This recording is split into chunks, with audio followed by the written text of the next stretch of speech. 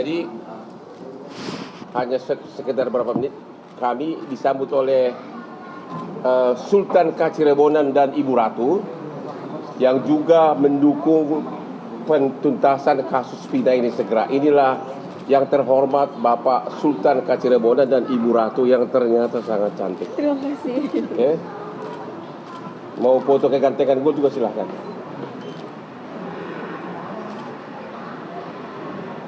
Beliau juga jadi mengatakan agar Bapak Jokowi benar-benar membentuk tim pencari fakta untuk kasus Vina ini. Terima kasih. Terima kasih Pak. Ya, mangga semua ya. Ya, terima kasih Pak ya. Terima kasih banyak.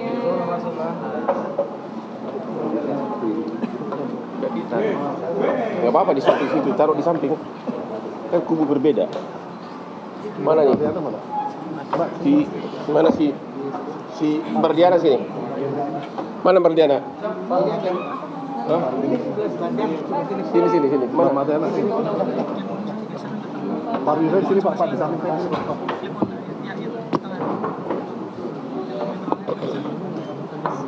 Siapa di sini? Mana Intan? Ayo lah. Ada ya?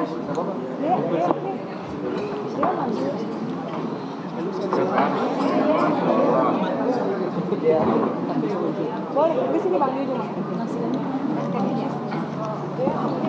Oke, selamat sore semua rekan-rekan media. Hari ini kami tim Hotman 911 datang ke Cirebon dengan juga didampingi oleh langsung keluarga almarhumah Vina, yaitu Mardiana di sini kakak kandung, hendak memberikan beberapa tanggapan atas perkembangan akhir-akhir ini, ya. Yang pertama terkait dengan permohonan PK dari Sakatata, ya, di mana tidak ada novum, okay? Novum itu artinya adalah bukti yang sudah ada sebelum perkara dimulai tapi tidak ditemukan, itu arti novum. Bukti yang sudah ada tapi tidak ditemukan sebelum perkara dimulai sehingga tidak sempat diajukan zaman dulu, itu arti novum. Kalau foto yang diajukan itu yang disebutkan novum sudah diajukan sebagai bukti dalam perkara, berarti bukan novum. Kalau tidak ada novum berarti tidak ada PK, tidak ada dasar untuk PK. Jadi dasar masuknya udah tidak ada. Kalau pendapat media itu nggak ada artinya apa-apa, itu bukan bukti alasan PK. Sekali lagi, satu-satunya alasan PK mereka itu adalah novum. Novum artinya bukti yang sudah ada sebelum perkara diajukan ke pengadilan tapi tidak ditemukan sehingga tidak dijadikan barang bukti, itu arti novum. Kalau bukti itu sudah diajukan sebagai bukti, maka itu bukan novum dan oleh karenanya PK harus ditolak. Yang kedua, mereka mendalilkan ada itulah foto dari almarhumah Vina sama Eki, di mana disebutkan karena tidak ada luka-luka, artinya mulus gitu loh. Ya, oleh mereka menganggap itu adalah merupakan bukti korban kecelakaan. Itu salah total. Justru kalau korban kecelakaan harusnya, ya, kalau sampai meninggal keseret jalanan, ketimpa, pasti kan harus hancur dong kulitnya ini. Tapi kalau ini saya tonjok begini sebagai sesuai dengan kata visum ini, saya tekan ini pakai benda ke dalamnya ini, ya, tentu kan ini nggak luka-luka, tapi visum ini menyatakan patah tulang di mana-mana, patah tulang di beberapa bagian. Sama kalau ini saya hujat ini kan ada bambu ya, samurai bambu. Kalau tusuk begini, tentu ini nggak kena, semua bersih. Itu mah buktinya bahwa memang itu bukan kecelakaan, ya. Karena kalau kecelakaan sampai meninggal, ini pasti sudah kebabat habis sama jalanan, aspal hancur atau ketabrak. Ini malah enggak. Jadi logika kuasa hukum mereka yang mengatakan gara-gara foto di mayat itu mulus, maka itu adalah kecelakaan, bukan penganiayaan. Yang kedua, mereka mengatakan ada luka baut dari motor kena ke badan mereka. Ya namanya udah digebuk begini, jatuh ya bisa kena lah sama bautnya. Jadi lagi-lagi patah itu dalil tersebut. Ya. Kemudian hari ini katanya siapa itu? Bukan, yang saksinya itu yang ditolak. Yang ditolak siapa? KM apa? Deddy Mulyadi, aku juga bingung itu orang, ya. Kok ngapain dia maju ke persidangan? Dia kan bukan saksi. Sudah cukup lah, dia udah populer, mudah-mudahan cepat terpilih nanti siapa calon apa? Nah, udah cukup lah kampanye, udah cukup lah Mas, ya. Udah selesai lah itu, janganlah terus-terusan itu berlanjut terus ya. Anda tidak memenuhi syarat sebagai saksi kok, ya. Oke, kalau kalah populer, Anda masih kalah sama gua populernya, oke? Mengenai Dede pasti bukan, Dede itu pasti pintar, kuasa hukumnya juga pintar. Kalau Dede sampai datang ke pengadilan di perkara PK ini menyatakan bahwa dulu dia memberikan kesaksian palsu, artinya apa? Mini itu juga bisa dipenjara karena sumpah palsu. Ya, jadi mungkin itu dia sudah sadar, makanya dia tidak datang. Artinya setelah melihat bukti nopom tidak ada saksi, maka tidak ada alasan bagi hakim PK untuk merubah putusan ini. Tidak ada alasan karena memang putusan ini bagaimana bukti foto tidak mungkin mengalahkan ada visum sesudah bongkar mayat dibongkar dari kuburan, ada sebelumnya. Nggak mungkin bukti foto yang hanya gara-gara tubuh almarhum mulus bisa mengalahkan visum yang sudah menguraikan di mana-mana ada patah tulang, ada kerusakan benda tubuh, bahkan di bagian kemaluan dari almarhumah terdapat banyak air mani. Ya, terdapat banyak air mani, ya. Juga di dalam putusan ini sampai di semua putusan ada pertimbangan majelis hakim yang menyatakan bahwa penganiayaan tersebut telah direncanakan karena sudah ada SMS dari para pelaku tanggal 17 Agustus 2016. Ini ada nih pertimbangan majelis hakim, ya. Ada SMS antar mereka, ya. Jadi sekali lagi keluarga Vina dan kami kuasa hukumnya tetap berpegang kepada putusan itu, bahwa yang terjadi adalah penganiayaan yang mengakibatkan matinya orang atau pembunuhan berencana dan juga pemerkosaan. Ya, untuk itu saya kasih dulu kesempatan kepada Ibu Mbak Liana, gimana pendapat Anda? Terlalu banyak sekarang media maupun berbagai oknum mengatakan bahwa itu adalah kecelakaan. Ya, apa pendapat? Apa kata keluarga korban? Saya dari awal itu meyakini, saya dan keluarga meyakini bahwa ini pembunuhan. Kami keluarga tidak terima bahwa ini dikatakan laka lantas. Karena luka-luka yang adik saya alami itu berbeda jauh dengan kecelakaan. Kalau dibilang kecelakaan. Motornya nggak rusak ya? Saat itu saya lihat enggak. Nggak rusak ya? Enggak. Terus luka-luka di tubuh yang keseret mobil nggak ada? Nggak ada. Nggak ada? Nggak ada. Ya. Hanya ini kepala itu lunak, terus kaki sama tangan itu remuk. Tulangnya itu remuk, udah ngelamtre gitu tuh Pak. Oh begitu? Iya. Oke. Tanda-tanda trauma tumpul. Apa? Ya udah. Ini visumnya ini sudah mana tadi? Iya. Ini nggak bisa dibantah lagi. Ini kan hasil resmi. Ini di mata hukum yang diakui itu adalah visum atau otopsi, visum et repertum. Disebutkan di sini meninggalnya karena beda tumpul, patah tulang di mana-mana yang benar-benar bukan ciri khas orang kecelakaan lalu lintas. Ya, karena justru bukti foto mereka itulah justru harusnya mematahkan dia punya PK sendiri. Karena justru bukti foto itulah membuktikan bahwa itu bukan kecelakaan. Mana ada kecelakaan serusak ini tulangnya bersih habis, nggak ada sama sekali kegores aspal dan sebagainya. Kira-kira itu pertanyaannya. Sebelum kebetulan di sini ada Pak Rudiana. Sebenarnya saya sama Pak Rudiana ini musuhan sebenarnya. Karena aku berusaha meminta ketemu dia tidak mau ketemu. Ya, entah kenapa. Sekarang mewakili wartawan dan mewakili keluarga Vina, saya mau bertanya kepada Pak Rudiana nih sekarang nih, tolong dijawab secara apa adanya tanpa ada yang ditukangin. Waktu kejadian tersebut katanya Bapak sebagai apa tuh? Bagian narkoba. Narkoba betul. Narkoba. Siap. Oke. Bapak bagian narkoba, tapi kenapa Bapak yang menangkap para pelaku ini? Baik, mohon izin Bang. Ya silakan. Baik, saya adalah orang tua daripada korban, yang mana saya punya kewajiban untuk menjaga hak hidup daripada anak saya. Ya. Dan ketika terjadi hal seperti itu, anak saya meninggal dengan keadaan yang memang perlu mungkin saya ambil langkah-langkah untuk mencari penyebab daripada meninggalnya, karena luka-lukanya yang saya lihat seperti ada hal-hal atau mungkin perbuatan-perbuatan lain, sehingga hati saya terketuk sebagai orang tua untuk mencari penyebabnya. Ya. Dan kebetulan ada orang yang melihat dan tanggal 31 Agustus setelah saya datang ke Jalan Perjuangan di depan SMP 11 bertemu dengan saudara A dan D, dan kemudian dia menyampaikan kalau melihat kejadian tanggal 27, Ya.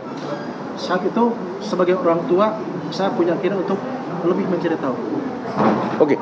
Sebelum Bapak mencari tahu, Dede mengatakan di podcastnya si Dedi, katanya Dede itu berbohong, katanya dia berbohong karena Bapak disuruh.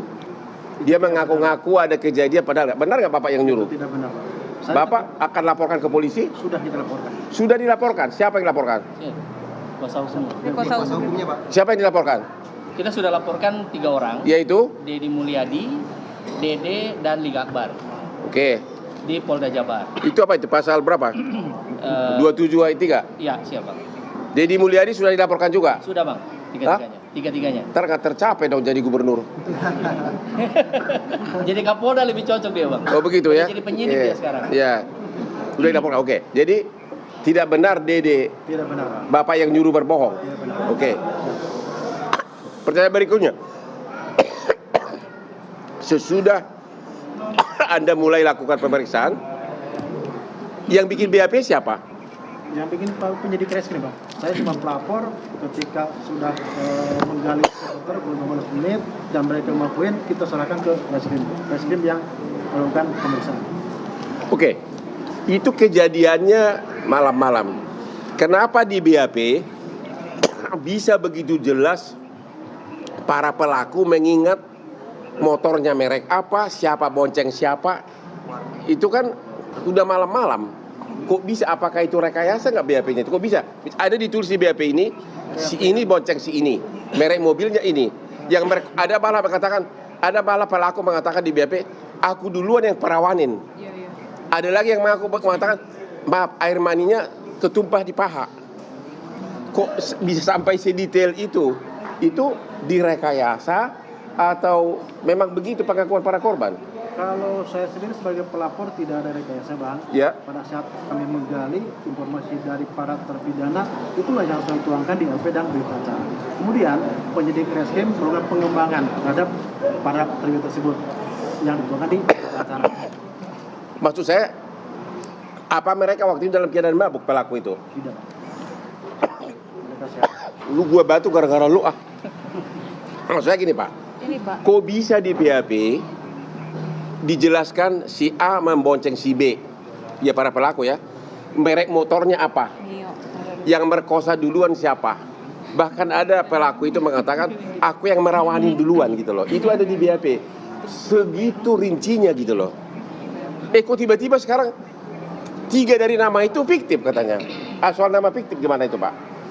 Bapak yakin nggak bahwa itu Peggy yang ditangkap adalah Peggy yang kemarin? Keyakinan tentunya di penyidik, Bang ya. Bapak sendiri pribadi? Ini Kan Egy sama Dede kan ngadu ke Bapak kan? Jadi menurut Bapak gimana? Peggy sama Dede. Bukan. Dede. Dede. Aib, Sehat. Aib sama Dede kan sumber dari Bapak. Betul. Pertanyaannya ada 3 nih. Yang apa? Fiksi apa namanya? Fiktif. Fiktif. Yaitu siapa? Fiktif. Andi sama Dani. Ya terutama Peggy dulu. Menurut Bapak itu Peggy yang kemarin dia di pra peradilan atau bukan? Bicara keyakinan, karena yang saya tahu hanya nama-nama yang disebut para terpidana. Disebutkan. Disebutkan terpidana. Hmm. Kemudian terpidana tersebut dilakukan pengembangan konsen sama penyidik. Ya. Mungkin penyidik yang lebih jelas. Oh begitu. Kalau yang dua lagi fiksi itu nggak tahu juga Pak? Iya. Saya tidak tahu. Nggak tahu ya? Hmm. Ada pertanyaan kamu ke biar puas lah, biar kita nanti gue di lu jangan tuduh gue ya disogok Pak Rudiana lagi ya. Kemarin gue dituduh disogok gubernur apa tuh? Bupati apa? Bupati Cirebon. Bupati Cirebon. Bukan dong, kamu tuh. Yang mana ya? Indramayu. Yang dibilang 7 miliar. Iya, Bupati Cirebon. Bupati Cirebon ya? Bupati Cirebon. Yang nuduh gue nyogok, gue lebih kaya dari bupatinya, oke? Jadi nggak mungkin gue disogok. Saya tambahkan. Apa? Apa? Apa? Ya justru makanya ini saya mau tanya. Nama 3 DPO itu nama dari siapa? Nama 3 DPO kita dapat pada saat kita gali keterangan daripada terpidana ini. Muncullah nama-nama. Saya tambahkan ya, Ya. rekan-rekan media. Yang pertama, pertemuan sore ini sekaligus menjawab Ya. antara keluarga Vina dan keluarga Eki tidak kompak. Jadi pertemuan sore ini menjawab bahwa kami baik-baik saja dan akan mencari keadilan. Awalnya saling curiga. Awalnya saling curiga. Ya. Sekarang pun masih dikit. Oh, siap Bang. Habis ini harus makan bareng nih Bang. Bang Gentong. Kemudian yang kedua, ada narasi yang sesat dan menyesatkan. Pak Rudiana tidak pernah menangkap. Tolong diluruskan ya. Pak Rudiana tidak pernah menangkap. Yang dilakukan oleh Pak Rudiana adalah melakukan investigasi yang semua kita kalau orang tua punya anak-anaknya meninggal tidak wajar, saya kira semua orang tua pasti melakukan hal yang sama. Udah nggak usah banyak cerita lah, ya. Beliau berangkat dengan kabar bahwa Vina dan Eki sudah tidak bernyawa dengan kecelakaan. Itu telepon malam itu, Pak Rudiana ya. Sampai di sana sebagai seorang penegak hukum dia melihat ada ketidakwajaran dengan mayat anaknya. Ya, saya ingin katakan di sini bahwa tolong narasi-narasi yang kemudian menyudutkan beliau itu diluruskan. Beliau tidak pernah menangkap. Yang beliau lakukan adalah investigasi. Teman-teman jurnalis kan juga punya jurnalisme investigasi kan? Apa itu dilarang? Kan tidak.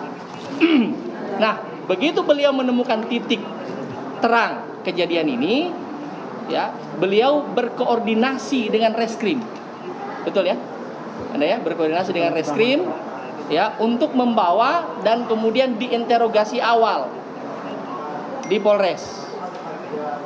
Karena para penyidik reskrim menemukan bahwa unsurnya terpenuhi, dimintalah beliau melakukan laporan sebagai pelapor. Jadi peran Rudiana di sini yang pertama menginvestigasi sendiri ya kasus ini dan kemudian sesudah terpenuhi diserahkan ke reskrim. Apa yang salah? Tidak ada yang salah. Jadi itu yang perlu saya luruskan. Terima kasih Bang. Oke. Betul. Pertanyaan berikutnya. Sebentar dulu. Nanti. Pak Rudiana, Aep dan Dede itu kan saksi kunci. Kenapa tidak dibawa ke persidangan? Kenapa hanya disumpah dengan berita acara? Kenapa tidak dibawa ke persidangan? Padahal mereka adalah saksi kunci. Mereka hanya tanda tangan BAP. Memang menurut hukum acara boleh sambil bikin BAP disumpah, tapi tidak dibawa ke persidangan. Posisi saya hanya sebagai pelapor. Nggak tahu. Tapi posisi saya hanya sebagai pelapor, yang mana melaporkan terhadap satu tindak pidana terhadap orang anak saya. Jadi nggak tahu kenapa Dede sama Aep tidak dibawa bersumpah di depan persidangan. Pertanyaan berikutnya, Bapak sudah melihat foto yang diajukan oleh kuasa hukum Saka Tatal menyebutkan tubuh dari almarhum dua-duanya mulus. Mereka mengatakan itu kecelakaan murni. Bapak sebagai orang tua melihat langsung keadaan mayat kecelakaan murni atau dianiaya? Itu dianiaya Bang. Saya lihat langsung dari mulai luka di dahi yang ke dalam, terus gigi hancur, ini rahang patah Bang. Ya. Pergelangan ini patah. Ya. Terus kemudian ada biru di sini. Ya. Belakang kanan kiri biru juga seperti kena pukulan. Ya. Untuk kata Bang tadi kalau kecelakaan itu ada baret Bang, Ya. baret Bang. Ya. Sini ada. Itu ya ada seperti kena tumpul. Ya. Kaki kanan itu patah pergelangan. Apanya? Pergelangan kaki sebelah kanan patah. Ya. Ya, kalau tabrakan pasti paling satu bagian tertentu yang hancur kan. Ini ada di mana-mana gitu. Ya. Bahkan pergelangan kaki patah. Wah. Jadi Bapak yakin benar bahwa itu adalah, kenapa jaksa tidak mengajukan Bapak sebagai saksi ya? Saya saksi, Bang. Di pra peradilan kemarin? Enggak, di pra peradilan? Harusnya ya. Kan itu kan perdebatan kan? Kenapa nggak diajukan ya? Halo Bapak Jaksa, kenapa tidak diajukan? Karena yang menjadi pertanyaan kan apakah kecelakaan atau penganiayaan. Tadi beliau ini mengatakan tulang di bawah. Kalau kecelakaan kan pasti di bagian tertentu, ketabrak di sini. Ini ada di mana-mana, ya kan? Jadi Bapak yakin bahwa itu adalah Ada perbuatan pidana. pidana. Pertanyaan berikutnya, ada yang mengatakan katanya ada transaksi narkoba di belakang ini. Benar nggak sih? Tidak ada, Bang. Tidak ada. Tidak ada. Ini wartawan ini monjong semua nih pada seenaknya aja nulis. Ada Bapak, bukannya Bapak mau menyembunyikan ada transaksi narkoba? Siap, tidak ada. Nggak ada. Tidak ada, Bang. Terus ada juga gosip selama ini kata ini Bapak melindungi cucu dari seorang jenderal polisi, benar nggak? Aduh, saya tidak kenal Jenderal Bang Muhyiddin. Saya hanya orang biasa. 2016 masa itu, Bang. Bintara yang Ya. Bintara. Nggak mungkin saya kenal pangkat lebih tinggi. Pertanyaan berikutnya, hampir semua pelaku ini tergolong pekerja bangunan ya? Ya, semua pekerja bangunan. Apakah masuk di akal pekerja bangunan satu geng dengan cucu seorang jenderal? Kira-kira gimana? Secara logika sepertinya tidak masuk akal, Bang. Tidak masuk ya? Siap. Mungkin Bang Muhyiddin bisa menyampaikan, Bang. Gimana? Pelaku ini kan hampir semuanya boleh dikatakan ya ekonomi pas-pasan dari pekerja bangunan. Apakah selama ini kan media-media ini mengatakan melindungi cucu jenderal? Masuk di akal nggak cucu jenderal satu geng motor sama mereka? Tidak, Bang. Kenapa tidak masuk di akal? Agak susah diterima itu, Bang, logikanya. Hah? Susah diterima logikanya, Bang. Gitu ya? Iya. Apalagi emang cucu jenderal saat itu ada bertugas anaknya di Cirebon atau di mana? Itu Iya. dia yang kita. Ada nggak di situ cucu jenderal yang anaknya bertugas di situ? Di Cirebon? Saya tidak tahu. Nggak ada. Ya kalau dia jenderal ngapain di Cirebon ya? Hah? Pasti di SCBD ya nggak? Biar bisa berdansa ya nggak? Ya? Bareng sekolah. Oke, silakan pertanyaan sekarang. Anda bebas bertanya kepada Pak Rudiana.